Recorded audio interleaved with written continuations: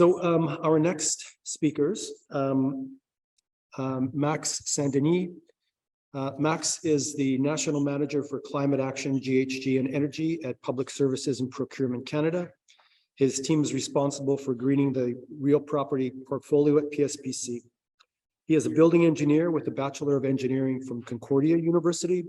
For the better part of the last 25 years, Max has worked as an energy specialist for the federal government. He started his career at NRCan in building system research and development, and then moved on to PSPC, where he focused his attention on portfolio energy management, energy project implementation, quality control on construction projects, with a focus on maximizing energy efficiency potential, and most recently securing clean energy alternatives for the federal government. And presenting with Max is Paul Barton, and Paul is Director Energy and Sustainability at BGIS. He has almost 20 years of experience in engineering consulting for and within the commercial real estate sector. He provides leadership in the implementation of a national plan to help public services and Procurement Canada achieve carbon neutrality in their facilities. Paul manages a team of 30 direct and indirect reports with an aim of achieving these targets and supporting utility spending KPIs over 43 million square feet of commercial real estate across Canada. So I'd like to welcome Paul and Max to the podium, please. Thank you very much. And it's a pleasure to be here in person. It's been 3 years, I haven't seen many people, so this is actually quite pleasant. I got to update my picture. I got a little less hair on the top, so that I noticed as well in terms of the realities of life and aging. So we're here to kind of talk about PSPC, so Public Service Procurement Canada. For those who don't know, that's probably the largest real property owner in the Ottawa NCA area. We're responsible for providing office space and special purpose for the federal government. And we're here with our colleagues at BGIS, who are responsible for the operations and supporting us in achieving our objectives. I will focus the first half of the presentation on the portfolio side, like the bigger picture strategic pieces, and then we're going to have Paul come in and talk more specific on the operations and specific initiatives and what we're doing to help advance our buildings in the right direction to achieve those objectives associated with the greening government strategy. It's important for us first to mention that, why are we doing this? The federal government has made significant commitments on the international, national, I don't know what happened there, significant commitments internationally, nationally, pan-Canadian, and as well has made some commitments for its government operations. But these are really the documents that help, set the pathway as to why we're doing this, but what we're doing. And I would say the right-hand side of the screen is what's of importance for Public Service and Procurement Canada and our role as one of the largest custodians of office, the largest custodian of office space in Canada.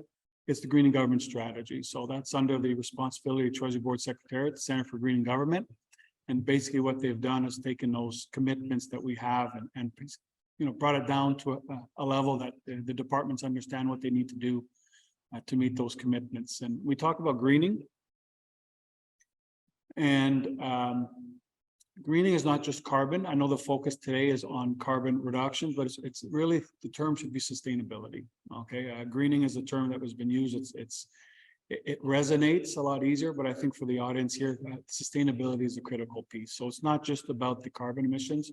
It's also about making sure there's biodiversity, socioeconomic benefits. We're talking about a lot about the certification process. We heard from a previous, speaker.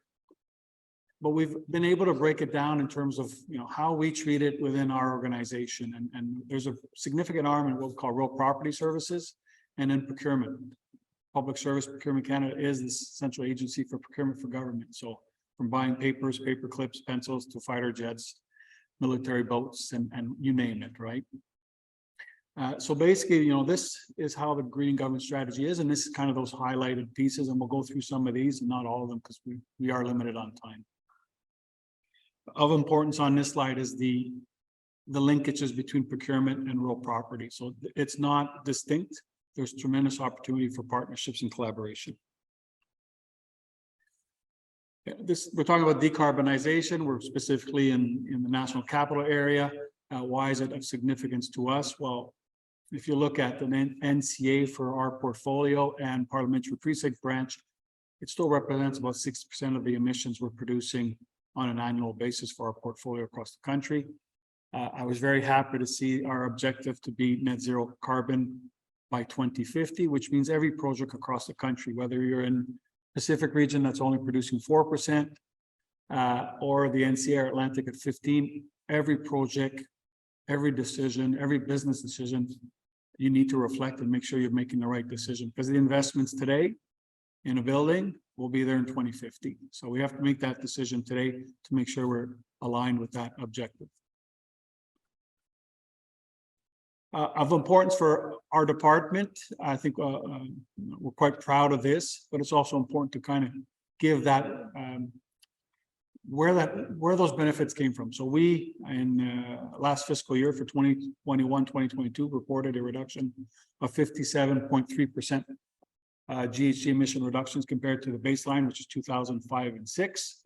A lot of that was, based off decisions internally, but also decisions external. And I think it's important to mention that our portfolio is extremely heavy in Ontario, and we have to, previous governments, provincial governments, I think in 2017 closed the coal-fired plants to produce electricity, had a significant benefit for us. So it's important to correlate as well where those savings come from, because it's not just from our actions, it's from the actions being taken in Canada.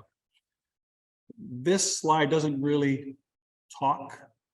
It was hard to give that demonstration. So what we did is develop a infographic, which we call Mountain Carbon. So this is the mountain of carbon associated with our portfolio, and it really provides the story as to where we were, where we are, and where we're headed. There's major capital investments and initiatives that we won't see the benefits for years to come. So if you look at this Mount Carbon in 2005-6, our department produced 270 kilotons of greenhouse gas emissions. And, in 2021-2022, it was 130 kilotons. We did energy efficiency in our buildings. We did portfolio optimization. And then we are also, got to give credit to where it needs to be with the provincial decarbonization of electricity grids. Important considerations. And every department has like a Mount Carbon in their own way. And every department is different based off how their operations are and where their operations are in Canada. We have two significant initiatives of importance. If you looked in my minister's mandate letter from the Prime Minister in 2019, we were tasked to secure clean electricity on behalf of government operations, not just for our own operations, but for all of Canada for government operations. That clean electricity initiative, which is, we're trying to get that completed by 2025, will have a significant impact on the greenhouse gas emissions from our operations. So we've broken that national initiative into 5 individual pieces, focusing on the 4 provinces that have the highest electricity intensity, in terms of GHG emissions. So that's Alberta, Saskatchewan, Nova Scotia, and New Brunswick. Excuse me. For the other provinces and territories, either we don't have local solutions available, or it's extremely clean and we have to find other solutions. So we went with a national renewable energy certificate initiative. Some key pieces to that is we're looking to secure long-term commitments for new clean electricity from wind or solar. It has to be additional, so brand new infrastructure, not stuff that's already existing. The additional has to be in Canada. And for the rec pieces, we're trying to secure just the environmental attributes. We announced last month contracts in Alberta with Capital Power for to secure 23 years of clean electricity from new wind generation that will be up and running in 2025. That contract was for $900 million. In Saskatchewan, we secured a contract for 15 years plus a 5-year option with SAS Power for clean electricity there. That will be a quarter of it's already up and running through an indigenous business with solar power. So that'll supply 25% of the electricity for our needs. And the other 75% will be coming from a new wind farm being produced by SAS Power, for SAS Power. And in Nova Scotia, we're actually in the process of waiting for the provincial government. So we did sign an MOU with them. I'm going to detail, because this is a significant piece. The electricity piece, we talk about it. There's tremendous opportunity and maturity in the Canadian market to advance additionality. And I think it's important to say the story. So Nova Scotia, our needs are for about 60 megawatts of wind power. We were actually put aside after the business case was done with the province. It was so good that they went out with an actual RFP for Nova Scotians. And they signed 4 contracts in the fall they had at least 25% Indigenous participation in those contracts to secure, I think, 350 megawatts for Nova Scotia. And the Green Choice Program, which is for larger clients, so academia, the province itself, the larger municipalities and some private companies on top of our needs. That's going to go out for probably another 250 megawatts this spring. So our initial requirement for 60 megawatts will actually, that accelerator role and first purchaser will probably generate an acceleration of 600 megawatts of new wind power in Nova Scotia. So these are like good news stories. And New Brunswick, we're working with them and the province to find a local solution. The other big piece, I think, for the national capital area is the district energy system. So we do own the largest district energy system in Canada. It's called ESAP, so the Energy Service Acquisitions Program. We've actually signed a contract with a 3P contractor. I guess people who live around here have seen quite a bit of construction on Tunney's Pasture all along everywhere. Confederation Heights is being modernized, which is just up the street here, I think, yeah, this way. But I think a significant piece is we're going to rehabilitate the link to Gatineau. So we used to have a district energy system on the Gatineau near the old National Printing Bureau. So we're building a brand new facility there. We're refurbishing the pipes. So provincial legislation doesn't allow electrons to be transferred across provincial borders, but it doesn't talk, there's nothing about thermal energy. So we're installing 30 megawatts of electric boilers on the Gatineau side to help reduce our carbon footprint for our national portfolio for the 80 buildings that are hooked up in the NCA for thermal heating. That will actually have a significant impact as well on our GHG emissions. So we don't see the results today, but the ongoing effort is significant. So this kind of gives you the picture as where we're heading. And I think that's important. We have our office long-term plan. So we obviously with the pandemic, the reality of we probably have too much office space. So we need to look at the disposals of those assets that are not, viable anymore, and trying to not just to dispose, but to find uses for them that meet other government priorities, so social housing and other aspects, and a lot of engagement with the local communities across the country to see what would be the best fit, not just what we decide, but really what the locals have to say about what type of opportunities are available for those assets and those lands. And then we have our ongoing major projects. So Lester B. Pearson, we're talking about 875 Heron, that we want to do a major project. We have Plaza Portage 3 on the Gatineau side. You got Center Block. All of these projects themselves are also going to be generating significant reductions. We're going to see them in 5-10 years. So we got about 22.5 kilotons that remain. What I can tell you, that's all fossil fuel being burnt in local buildings. So that's the area we need to focus, and that's really what we're working with BGIS, hand in hand to try to find solutions that make sense. Because the solutions, and I think the previous speakers, we have a portfolio across the country. So the technical solution in Vancouver, air source heat pumps, makes sense. You take that solution, put it in Quebec City or in Sept-Îles or somewhere that's up north in Sudbury, it might not be the ideal solution. It might be something else. So that's really the realities that we have. And if you talk about Yellowknife and Northwestern Territory, the Whitehorse, we have to find different solutions. So that covers really the crown assets for us and where we're going. I think the other big area is we're also accountable for half of our portfolio we manage on behalf of the government for office space is in leased space. So about 50% is in crown assets. The other 50% is in places we lease. And this is another area where those are government operations. They are also covered as part of our requirement to reduce emissions to net zero carbon by 2050. So the certifications are a departmental commitment. We look at certification as a third-party tool to help us achieve overarching sustainability objectives.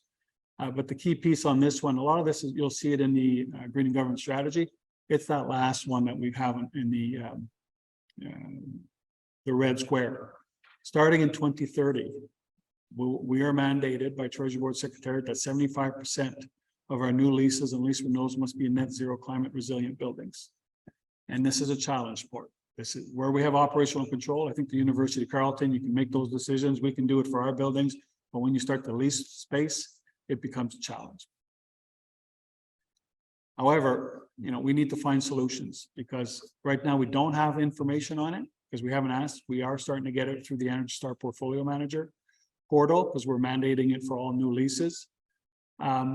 We did a desktop exercise with some of our consultants during our net zero carbon portfolio plan. We identified 118 kilotons of CO2 associated with our leased portfolio, which is quite high. If you look at for every area we rent in a lease space, it's producing on average nationally 1.6 times the emissions as our present portfolio. And as I showed you with Mount Carbon, once we start delivering on clean electricity and we see the results and the district energy and the modernizations of building disposal, that gap is just going to widen. So we really need to find solutions in the leased portfolio, and we're working hard with the industry and other organizations across the country to find solutions. On that note, that's the portfolio, and I want to pass it off to Paul to really talk about the specifics on what we're doing in the individual buildings. Thanks.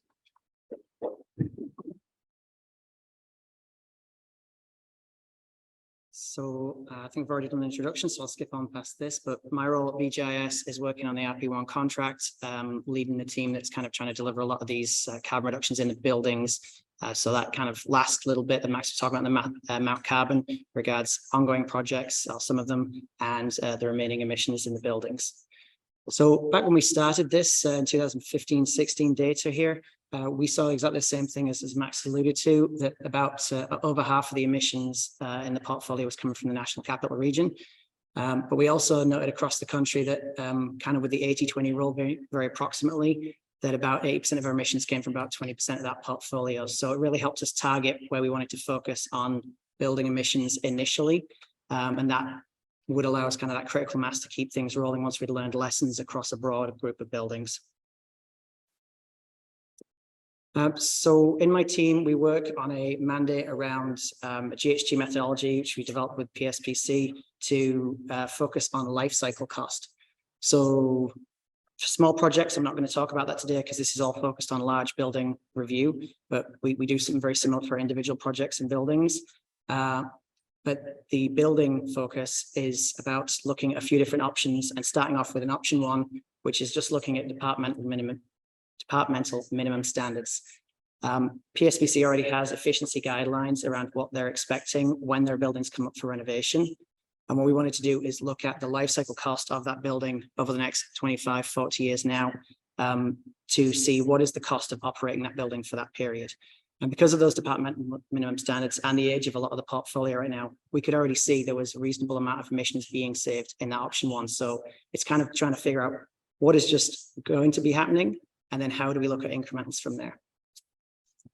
Option two was really looking at that same cost, or about the same cost life cycle, but what we could do maybe upfront that would help reduce emissions. So we all know a lot of efficiency items bring up the cost in the front, but if they're going to pay off over the life cycle, that was completely acceptable, but we weren't necessarily looking to increase life cycle cost at that stage to just give us a very financially responsible option. If we found nothing else for these studies, we could kind of hang our hat on that. And this is a little old because it says 25 years here, but it's actually 40 now. That was updated. Option three is all about maximizing GHG savings, and the payback aspect completely got thrown out with this. So what was really important to us early days with this, in the sort of 2017 period when we first started on this, was getting our consultants in the industry out of the mindset of lowest payback period.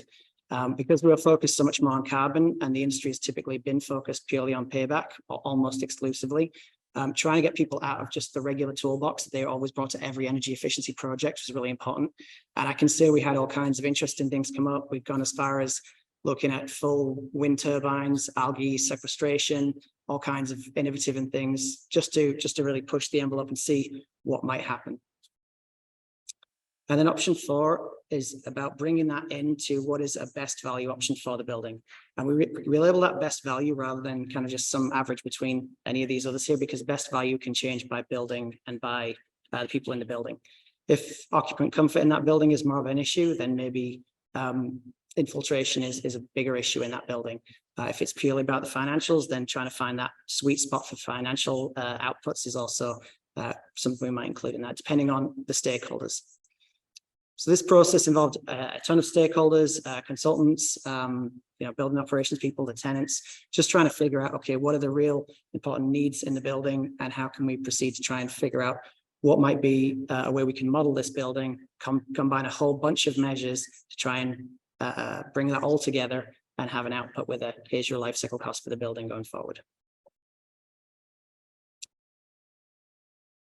So just a quick example of some of the technologies we looked at, but what we really found over the majority of the country, again, there is some nuance, especially in the Pacific region, and I'll go through these kind of clockwise, was that there are a lot of standard things. We didn't really need a lot of silver bullet technology. We didn't find any silver bullets. We didn't find that there was a bleeding edge technology that was going to solve all our problems, which is, I'm sure, not really a huge surprise. So what we did find, though, is there was a bit of variability in the needs of a building and how that might be impacted. So I'm going to start with envelope. We talk a lot about envelope, obviously, but there is very limited payback or very long-term payback, and that's always a challenge. Often what would come up in our studies was windows and often roof. There's this kind of being common things that could be done reasonably simply or had a big impact. Walls and were a bit more challenging, and infiltration across the board was always of interest, especially again, sometimes with the age of the buildings we're working on. Some things that are really interesting that we found from this was heritage was a really interesting area to work in with regards to understanding more about the heritage character statements of buildings, and not that just the answer is always no. The answer is work with some good architects and heritage specialists who can help you understand what is that character statement to say the texture or the color or the window frame or whatever is the actual bit we're trying to protect here. So you can figure out, okay, well, from that, what would be the costs of updating some of these things? And again, often roofs were completely fine to still be updating because they're less visible. So there's some really interesting areas in there to kind of get into. Also, what our tenants are looking to do. We often were looking at buildings which might be being fit up for densification. If people are looking at maybe leaving the building, that allows a lot more envelope work to go on than if, no, you know what, we're going to be keeping people in here now. And in that case, we might completely swing away from a lot of envelope work into much more HVAC. So it was a little variable, very honestly.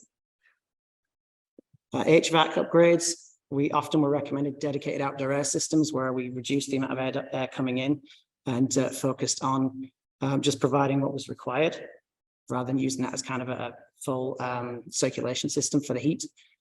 And heat pumps around buildings are some similar fan coils as well, and really honing in on the controls. So it was often a big change of mechanical system, and I'll get more into some of that with the geo exchange and the other two, and the other one here, sorry, energy recovery. We found energy recovery was something that really became interesting as things like densification were going on, with more people going into the buildings and having to think a bit more about that. And just how often there are issues with, us heating and cooling at the same time still, even with our efficient systems, we try our best, but sometimes they're not able to. So when we were looking at changing out HVAC systems, it allowed a little bit more focus on heat recovery. And finally, geo exchange, and I will note again, some of that did lead into air source heat pumps, but we've just kind of labeled that as geo exchange because it's often something that can be applied a little bit more standardized across the country. This kind of is, that element we looked at with regards to getting rid of those final emissions, often from gas boilers or other heat sources. I will say that the big key here was around, again, mixing that with a bunch of efficiency with other aspects of the building. We weren't looking at that measure necessarily in isolation. So the idea of combining a bunch of other energy efficiency projects with either better paybacks or minimizing the side of that geo exchange system was really important there.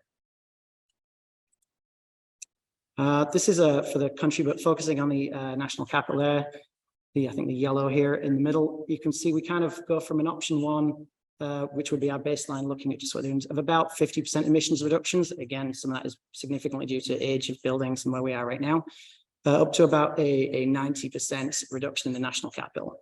So that was a significant impact. And a lot of this was looking at those hybrid ones, hybrid options, where the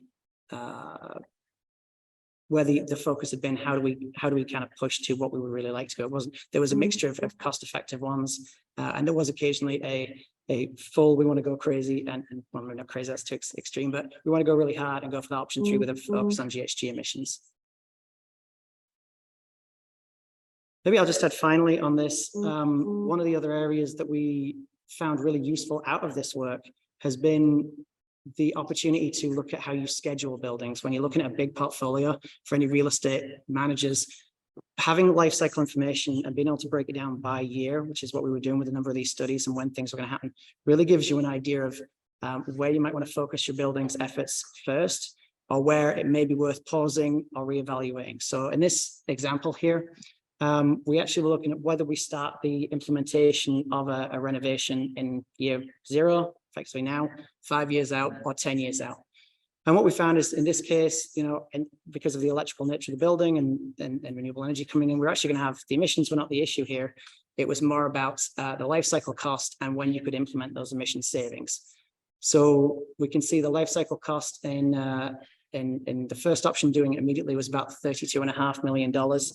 But when we waited 5 years, that actually caused, because of renovations that would have had to go on in the building to keep the building operational, us to spend money on projects, on major projects that would have then added kind of lost cost there. So that's where it spikes up by about $6 million.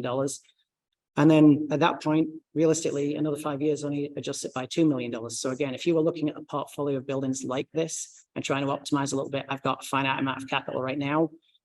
This can give you some inkling as to how you might want to direct your funding. Obviously, with the emissions being such a significant reduction, every time you delay, that's just a bigger amount of emissions being ejected into the atmosphere. So that's always the consideration too. But we also acknowledge that does tie into how you're going to be able to fund all these buildings. So those will be a couple of factors that you can try and tie together. And with that said, probably at time there, ask for any questions. Yeah, but I just want to add, the GHG options analysis methodology we did jointly with BGIS in 2016-17 was transformational. Okay, and I think it's important to mention, it's not about trying to reduce carbon, it's about trying to provide the information to the decision makers so they can make an informed decision. Priorities change in government, the methodology won't. Okay, because the option 1 is the minimum that we've determined that's the minimum, but now you're giving them the information over 40 years. And there's energy modeling simulations, and they're doing that before getting expenditure authority and project approval. We're doing it really early in the process to provide the information so we can make the decision, because it doesn't matter where you are. Once you secure a budget, it's really hard to go back and get more money because you found a great solution later on. So we're really pushing to get that done early. We do the life cycle costing over 40 years. So if you say, I'm not going to do the envelope work today in a 50-year-old building, it's going to show up in that life cycle costing somewhere in the 40-year life cycle. And it's going to cost a lot more. And then you're going to bring it back to today's dollar. So you're really giving the decision makers the information to provide best value solution. So you're considering the financial and environmental considerations of the different ones. And we found, I've been 25 years in the government with different priorities. As long as you give people the right information, they're going to make the right decision. And I think that was a key piece. And, you know, what we did at PSPC in partnership with BGIS is now a mandated requirement for all government projects that go to Treasury Board, major projects. So they saw the benefit, it's been added. And we get phone calls once in a while from projects that go to Treasury Board from other departments, and they kind of go, well, did you see this? No. And then we have to help them support. So it's a key piece. So, and it helps you find the right solution for the right project.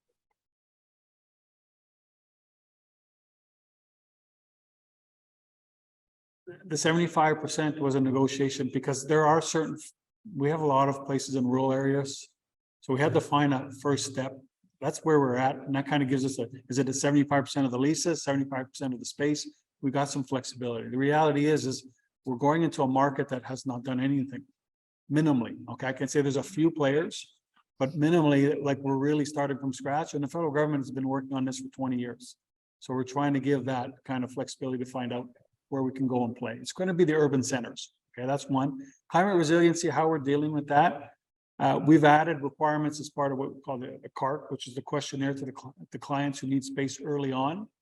And if there's a high risk associated with their needs and their operations, we're going to incorporate the requirement as needed, when needed. there's extremely high probability that those operations will be in a Crown asset because we can take on that responsibility. Unless we're releasing the whole building, it's probably not cost effective. So that's how we're going to manage the climate resilience piece. And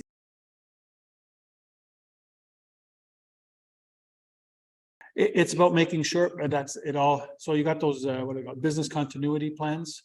So every department, every organization has those. Is how much risk can I take? How much time can I have be offline for different requirements? So a lot of them have been always based off of force majeure, like like the flooding. Perfect example here. You had two springs out of 3. We had flooding that lasted for 2 weeks. Well, a lot of people weren't going to work, but for 2 weeks it was like, can we manage it? Things like the pandemic was another one, right? Now, these climate events, what we're doing is we're going to look over time.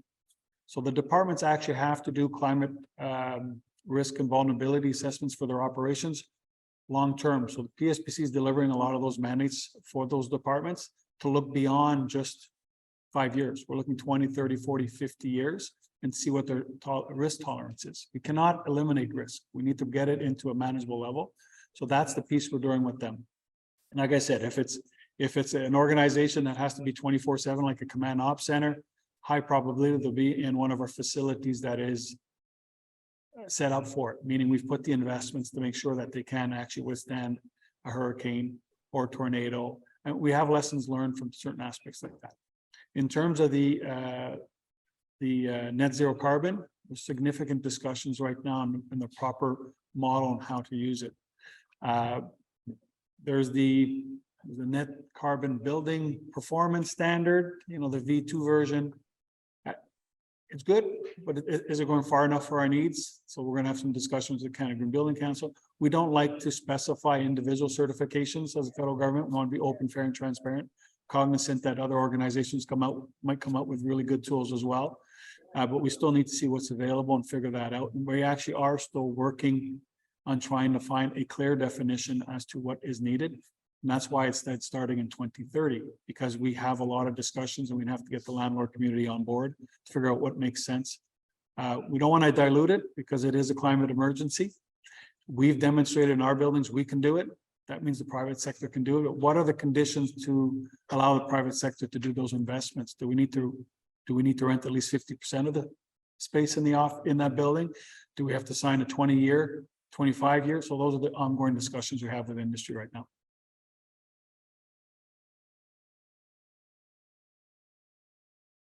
So we don't proceed with the project unless we can get a life cycle cost, which is similar-ish. So for the cost neutral option 2, it would be the same, more emission savings typically for the same cost. Once we start looking at the hybrid, that can be a little bit more cost. It can, but it's all looking at a life cycle. We're not necessarily looking at a simple payback within 3-5 years. We're kind of saying over the 40-year lifespan of this building, this technology, including replacements for many systems might fail still in 40 years. So including the replacement of that system going on will provide some reasonable financials. Like I say, the hybrid can sometimes be a little bit more aggressive than just a completely cost neutral option, but that's kind of something that's discussed with the stakeholders involved and whether we want to push a little bit more for further capital. I can add as the client. Go for it, yeah. The departmental minimum is providing the lower threshold, right, in terms of the level of ambition for carbon reductions, but it's giving us the upfront cost and the overall cost over 40 years. Okay, the cost neutral is the same cost. It's just distributed differently. We'll have a higher upfront cost and lower operating costs, but over 40 years, today's dollars is the same. But we traditionally see a significant reduction in carbon emissions. Okay, then why we do the maximum? It's because we want to know the upper threshold. What is the maximum we can get out of the building, regardless of payback? So the payback won't be 40 years; it'll be more. But it's important to provide those the barème, those thresholds of upper and lower thresholds to the decision makers, so they understand. And then the hybrid one is the one that, you know what, that carbon neutral makes sense, but there might be a measure that was in that maximum one that doesn't have a 40-year payback. But when you add that individual measure into the lump of the whole project, maybe it's 41 years, but it has a significant reduction in carbon. Therefore, it's really good value. All it is about providing the information to make an informed decision. And today with Liberal government, We're seeing quite a bit of the hybrid, and sometimes we're seeing the maximum. Sometimes the maximum is the same cost as like, you have to do the exercise to get the information.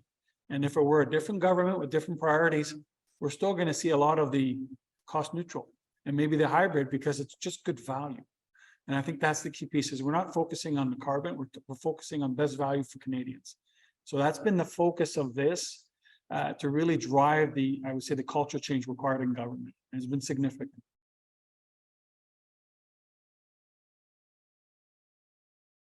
Couldn't give you off the top of my head. What I can tell you briefly off the top of my head would be that what we noticed was that when we started doing this in the early days, we've now got sort of a price on carbon from Treasury Board, which we use in these calculations. But we often found that carbon tax was not enough to often swing the decision between the operational savings and between the utility savings and between the kind of the cost of systems. Often the carbon tax helped, but it didn't necessarily change the decision process. So I can't necessarily off the top of my head give you a breakdown of operational, but we can maybe talk later.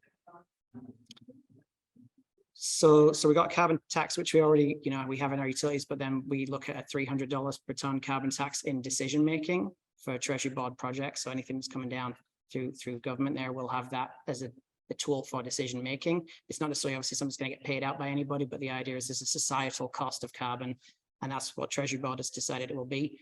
But like I said, it helps make decisions. It kind of reinforces it, but doesn't necessarily isn't the bit typically that kind of swings it. Yeah, so it's a shadow price, and I've termed it the environmental liability of inaction. If we don't do the investment today, we're going to have to do an investment later. I think we're being called. I think the key piece is we're not building to National Building Code. We're not even building to the National Energy Code building. We're building to 24% better. So our threshold, because we've demonstrated that's just good value for us, we would keep our buildings long term. So we're already starting with a high performance building. So the carbon shadow price is really not changing. Rarely is it changing a recommended option, just because we've demonstrated over the last 40 years, building to higher quality from the get-go is good value.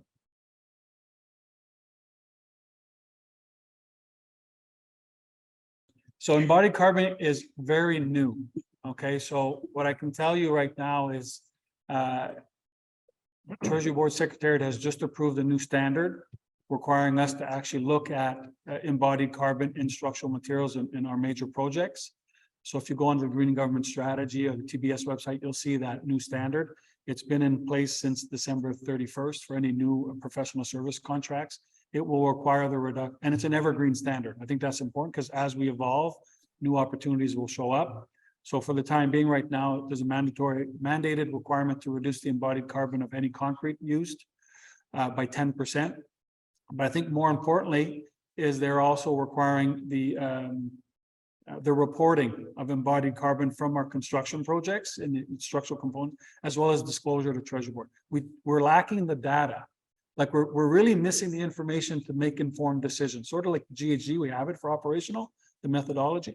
We're starting to try to collect that information. And I think if embodied carbon is coming, the shadow price of $300 won't make a difference on embodied carbon because it's a one-time hit. Right? You got the embodied carbon once, but that's the problem too. You got to get it right at the beginning.